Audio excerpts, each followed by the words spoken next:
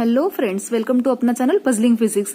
और आज से हम गेट का सिलेबस स्टार्ट करने वाले हैं, जिसमें हम सबसे पहले शुरू कर रहे हैं मैथमेटिकल फिजिक्स से। और मैथमेटिकल फिजिक्स का पहला जो टॉपिक है वो है लीनियर वेक्टर स्पेस। तो सबसे पहले जानते हैं लीनियर वेक्टर स्पेस क्या होता है। तो ये जो लीनियर वेक्टर स्पेस है, भले ही इसके नाम में स्पेस हो, लेकिन जैसे हम 3D स्पेस कहते हैं या फिर n डायमेंशनल स्पेस कहते हैं, उस टाइप का ये कोई स्पेस नहीं है। जैसे आज तक हमने सेट पढ़े हैं, उसी तरह से ये कलेक्शन ऑफ एलिमेंट्स है जिनको हम वेक्टर कहेंगे। ठीक है, जैसे आप देख सकते हैं it is a collection of objects, और उन ऑब्जेक्ट्स को हम क्या कहते हैं, वेक्टर्स। और वो कहाँ पर डिफाइंड है, over a field of scalars. अब किसी भी वेक्टर को अगर लिखना है तो हमें स्केलर की हेल्प लेनी होती है। तो कुछ स्पेसिफिक स्केलर्स पे अगर हम कोई वेक्टर का कलेक्शन या फिर सेट डिफाइन करते हैं तो उसे वेक्टर स्पेस कहते हैं। लेकिन हर सेट को कुछ न कुछ रूल्स होते हैं। वैसे ही इस वेक्टर के सेट को लीनियर वेक्टर स्पेस कहने के लिए रूल्स क्या है। तो सबसे पहले ये देख लेते हैं कि लीनियर वेक्टर स्पेस दो टाइप के होते हैं। बेसिकली दो टाइप के होते हैं, इससे ज्यादा भी हो सकते हैं। अगर हम लोग रियल नंबर्स को scalar as a scalar use करें और उससे वेक्टर्स बनाएं तो वो होते हैं रियल वेक्टर स्पेस, वो जो एलिमेंट्स होते हैं वो। और अगर हम कॉम्प्लेक्स प्लेन को यूज करते हैं तो वो यूज करके हम जो उस पे वेक्टर स्पेस बिल्डअप करते हैं उसे हम कहते हैं कि कॉम्प्लेक्स वेक्टर स्पेस। ठीक है, अभी ये जो कलेक्शन है वेक्टर्स का, उनको हम दो ऑपरेशन से डिसाइड करते हैं कि उनको लीनियर वेक्टर स्पेस कहना है या नहीं कहना है। तो वो दो जो ऑपरेशंस है वो है वेक्टर एडिशन और स्केलर मल्टीप्लिकेशन। ठीक है, जैसे मैथमेटिक्स में आप पढ़ते हो अबेलियन ग्रुप वगैरह वगैरह जो भी होता है, तो मैं मैथमेटिक्स की लैंग्वेज में ज्यादा जाऊंगी नहीं क्योंकि हमें फिजिक्स पढ़ना है। ठीक है, तो यहाँ पे सबसे पहली प्रॉपर्टी है दो ऑपरेशन है, वो होते हैं वेक्टर एडिशन और स्केलर मल्टीप्लिकेशन। ठीक है, तो वेक्टर एडिशन में वेरियस प्रॉपर्टीज है और ये सारी प्रॉपर्टीज जो सेटिस्फाई करता है वही लीनियर वेक्टर स्पेस होता है, जो काफी ज्यादा लीनियर अलजेब्रा से रिसेंबल करता है, या फिर लीनियर अलजेब्रा का ही एक पार्ट कह सकते हैं। ठीक है, तो सबसे पहले क्लोजर प्रॉपर्टी क्या होती है कि अगर वेक्टर ए वी जिसे हम वेक्टर स्पेस कह रहे हैं, या फिर ऐसा सेट जिनके हमने ए बी सी ये सारे वेक्टर्स एलिमेंट्स कंसीडर किए हैं, मतलब वी एक ऐसा सेट है वेक्टर्स का जिनके ये सारे एलिमेंट्स है।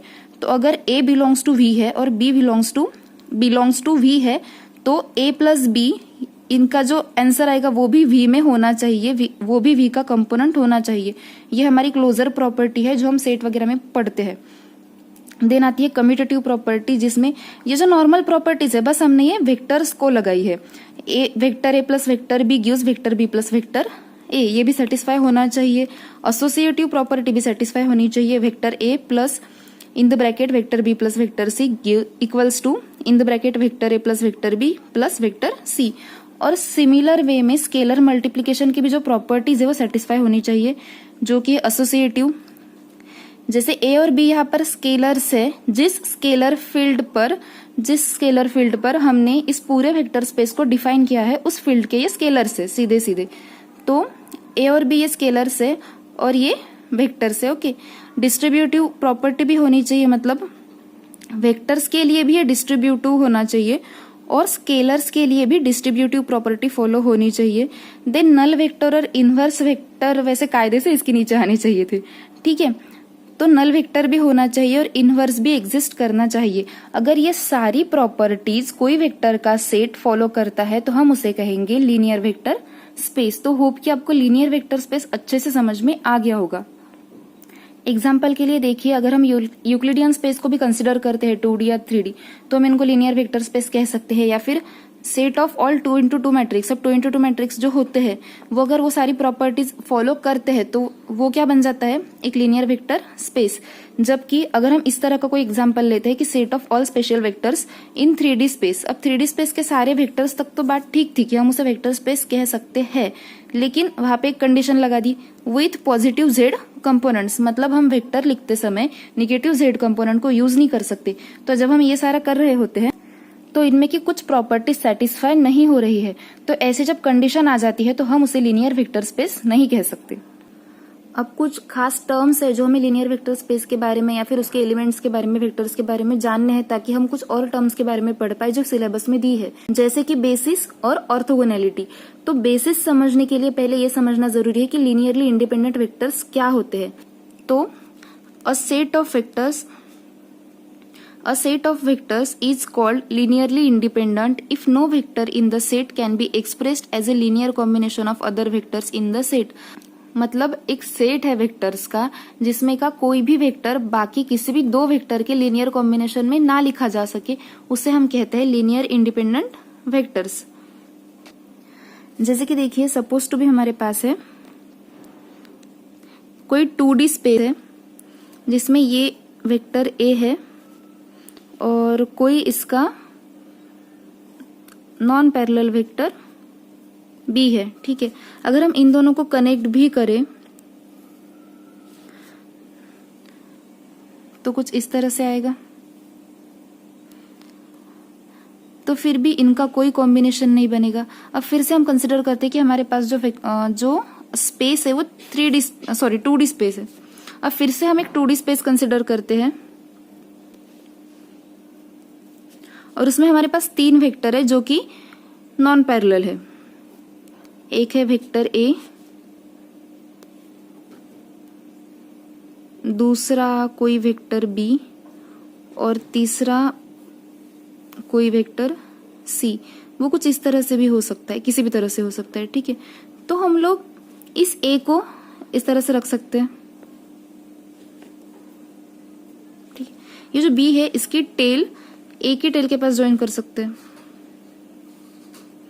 और अगर इसमें से कोई भी सी वेक्टर को, या फिर इसे आप डी नाम दे दीजिए, ये वेक्टर बी हो गया, और डी को यहां से उठा के डी की टेल यहां पे रखकर हेड यहां पर रख सकते हैं। तो अब यहां पर ए और डी का कॉम्बिनेशन बना के हम बी को लिख सकते हैं। मतलब 2D स्पेस में ए और डी का कॉम्बिनेशन बना के तीसरा एक वेक्टर लिखा जा सकता है। तो यहाँ पर ये वेक्टर्स लीनियरली डिपेंडेंट कहे नहीं जाएंगे।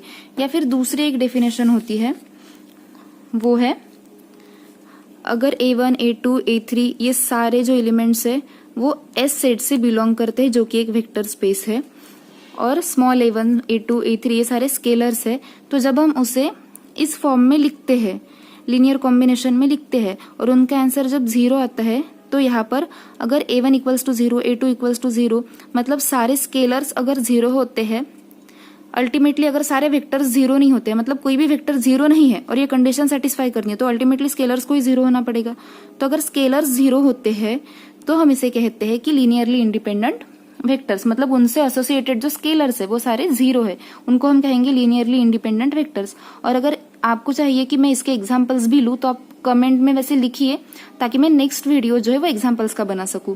लीनियरली इंडिपेंडेंट को आप इस तरह से भी समझ सकते हैं कि उन वेक्टर्स को किसी और वेक्टर का सहारा लेके नहीं लिखा जा सकता, मतलब किसी और वेक्टर के फॉर्म में। इसका मतलब यही है कि किसी और का सहारा लेके नहीं लिखना है उनको, इसलिए तो उनको कहा है ना इंडिपेंडेंट, किसी और की लीनियर इक्वेशन के फॉर्मेट में हमें उन्हें नहीं लिखना है। तो ऐसे जिनको किसी और का सहारा नहीं चाहिए वो लोगों को सहारा दे सकते हैं, सही है, मतलब जो खुद पे डिपेंडेंट है वो लोगों को सहारा दे सकते हैं।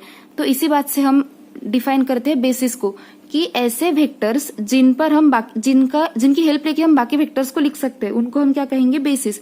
जैसे अगर किसी वेक्टर का सेट है और वो लीनियरली इंडिपेंडेंट है तो उस सेट को हम कहेंगे बेसिस। जैसे कि 2D यूक्लिडियन स्पेस में क्या होता है, I और J ये जो यूनिट वेक्टर्स है इनका मिला के क्या बनता है, बेसिस बनता है। ठीक है, अब I और J को यूज करके हम कितने सारे वेक्टर्स लिख सकते हैं, लेकिन I और J को कोई रिप्लेसमेंट नहीं है।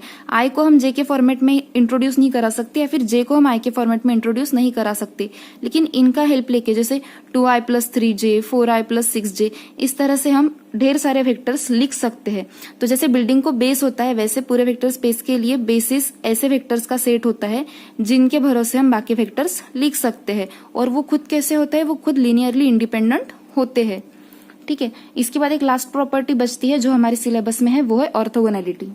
हम लोग जब वेक्टर अलजेब्रा पढ़ते हैं तभी भी ऑर्थोगोनैलिटी पढ़ते हैं कि अगर हमारे पास 2 वेक्टर है, वेक्टर ए और वेक्टर बी, अगर इनका डॉट प्रोडक्ट किया जाए और आंसर 0 आता है तो वो दोनों परपेंडिकुलर है। कैसे, जब हम a डॉट बी लिखते हैं तो इसे हम अल्टीमेटली क्या लिखते हैं, ए बी कॉस थीटा। अब ए बी अगर 0 नहीं है तो यहां से क्या पता चलता है, cos theta equals to 0 degree. Cos theta किसके लिए 0 होता है, जब थीटा इक्वल्स टू 90 डिग्री होता है। थीटा अगर 90 डिग्री है मतलब ए और बी के बीच का एंगल 90 डिग्री है, मतलब कि ए और बी कैसे परपेंडिकुलर है। तो अगर 2 वेक्टर्स परपेंडिकुलर है मतलब ये दोनों वेक्टर्स एक दूसरे को ऑर्थोगोनल है, या फिर अगर उनका डॉट प्रोडक्ट 0 आता है तो वो ऑर्थोगोनैलिटी सेटिस्फाई करते हैं। इस वीडियो में हमने जो हमारे सिलेबस का फर्स्ट पॉइंट था वो सारा क्लियर किया है और ज्यादा मैथमेटिकल वे में ना जाके मैंने ट्राई किया कि मैं आपको फिजिक्स थ्रू समझाऊं। और नेक्स्ट वीडियो में हम वेक्टर अलजेब्रा स्टार्ट करेंगे और ढेर सारे प्रॉब्लम्स भी सॉल्व करेंगे। सो पढ़ते रहिए, मुस्कुराते रहिए and thank you so much.